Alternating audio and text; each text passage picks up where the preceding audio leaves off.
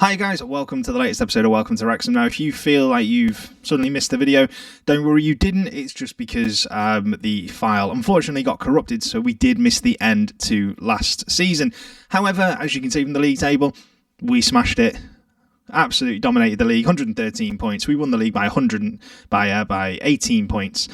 79 goal difference. We actually scored 117 goals over the course of the season, which is amazing.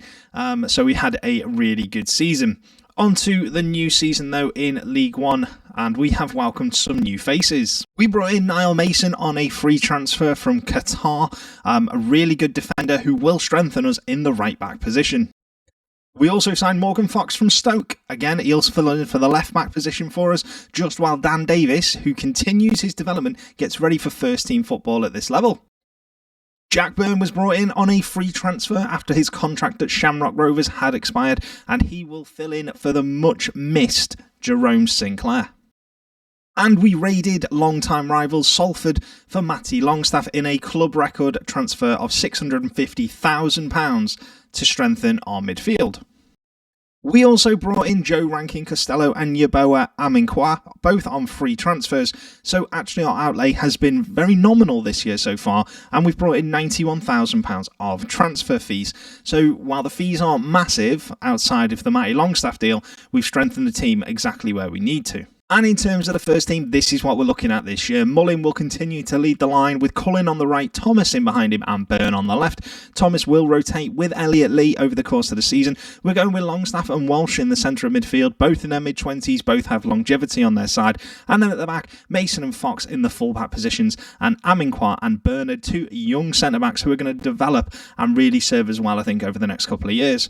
Jack Ross made himself the #1 goalkeeper last season. He'll continue that and has actually been awarded the #1 shirt this season. And bad news hits us just before the season starts as George Thomas injures his ankle in training. He's out for nearly a month and a half. It does mean Elliot Lee will be playing though, and Elliot Lee is a massive creative influence on our team. So that might not all be bad for the start of the season. It could mean we dip into the transfer market as well, and I'm going to have a look at that now just to see who is available. Okay, so in terms of players who are available, Josh Sheehan is on a free transfer but isn't an attacking midfielder. Jack Moylan from Shelburne is on a really low wage, so could be a good transfer, really good potential, really highly determined player. Compensation only 300,000 as well. We do have some problems with him. He's very one-footed. He has fairly poor game intelligence, doesn't anticipate, and wouldn't fit into the dressing room personalities. The other thing is he is predominantly a left winger. We want somebody to play in the centre of midfield or in that attacking midfield position. Now, the other player we could bring in is George McEachran. George McEachran's been with us since the conference and has only got better, so let's see what happens. We'll keep you up to date with who we bring in, though. All right, then. So, game 1 of our new season, we are at home. New players in the starting lineup as we welcome Bristol Rovers. Now, this will be an interesting game. Bristol Rovers actually beat us 4-1 in the last game of last season. So, it's a battle of the newly promoted teams. Let's see how we get on. I mean, quite a Longstaff. Matty Longstaff, I think he's going to be a really good player for us. We've just got to keep him fit. That is what I would say. Elliot Lee through to Mullin. Paul Mullin, who made his Wales debut in the summer, but it's over the bar. Ball then free kick to Bristol Rovers just inside their half. Still 0-0, 20 minutes played. Neither team really threatening. Long ball, but it's cleared by Aminkwa. He looks to be a man mountain at the back for us. Looks like it's going to be a good signing. Fox to Aminkwa again. We're just playing it around the back to Walsh. Walsh just looking for the right pass to Bernard. Bernard, who came in from Manchester United last year. Very good signing. But Longstaff recovers it. I was a little bit worried when Longstaff lost it there. But he did well. Fox down the left wing now. Elliot Lee recovers the ball. Elliot Lee into the box. The cutback's on if he wants it. He missed. Oh, that's a great save by Belshaw. Corner then. Jack Byrne takes it, whips it in. Aminkwa, right. He was close. Nearly got there. Elliot Lee. What a goal! 1-0 and we're off and running for the new season. It's a bit congested in the middle of the field, but Bristol Rovers bring it away with Hurst running at our defence. Morris to Rossiter. Rossiter's through. Good save by Jaros. Okay, the ball falls to Walsh on the edge of the box. Longstaff plays it square to Bernard. Bernard to Mason. We've got two fullbacks in this season who are very, very fit and they can get up and down the pitch. And it's a long clearance by the Bristol Rovers keeper, but Bernard is there to clear it up. International player as well, plays for Trinidad and Tobago, but Mullin should score there. Broyo to Rossiter, to Husband. Still only 1-0, must admit. Kind of want us to be doing a little bit more with the ball, but we're playing well. I think we sold 8,000 season tickets this year as well, which is impressive, considering we only hold 10,500, and the board won't build or improve our stadium. Great finish by Paul Mullin, 2-0. Long clearance, but it's a poor one, but that's a poor header by Walsh. He's lucky to win that back, Liam Walsh. Rankin Costello looked offside, but it's played. Oh, it's 3. He's offside. Anderson plays it up to Collins. Liam Walsh. Our midfield has been very impressive. Matty Longstaff and Liam Walsh, both mid-20s, both able to get around the pitch really quickly.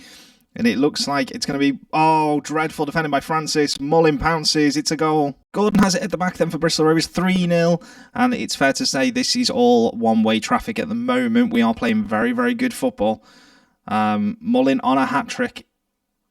Jack Byrne to Elliot Lee.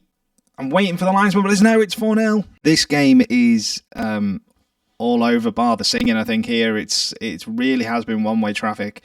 Great ball. Mullin hits the bar. He could have had a first-half hat-trick here. Free kick then. Aminqua to take it. We've made some subs. McEachran, Woods and Cole de Silva all coming on, but that's a dreadful free kick. He's literally played it straight to the Bristol Rovers player. Anderson to Collins. It's 4-1. We've gifted them the goal. Aaron Collins. Right, let's just have a quick look at this. Paul Mullin has just played his 125th league game for us since signing back in 2021. He, in that time, has scored 113 league goals. That is incredible. The fact he's only been given 1 Welsh cap is downright disgraceful, if I'm honest.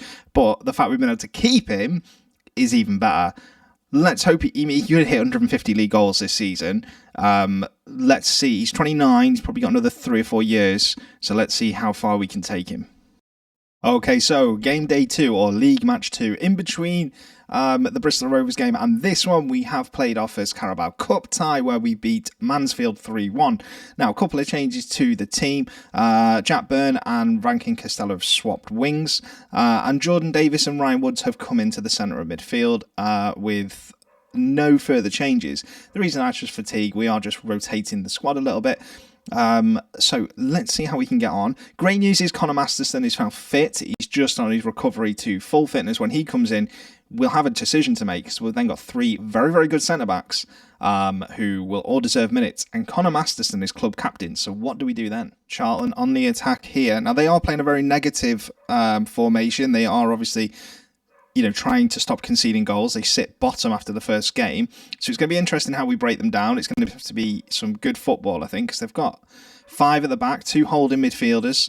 It's very, and they sit very deep, as you can see on the action here. But Mullin's through. Mullin is 1-0. 10 minutes in and we make the breakthrough. That is a huge moment. Mullin with a free kick, then deep free kick. Dinks it in looking for Rankin Costello, but it is cleared. If we can push on and get a couple of goals in the first half here, I think this will be very comfortable. Long ball over the top, looking for Rankin Costello. Shoots, but he's offside. Building from the back then, Jaros has it.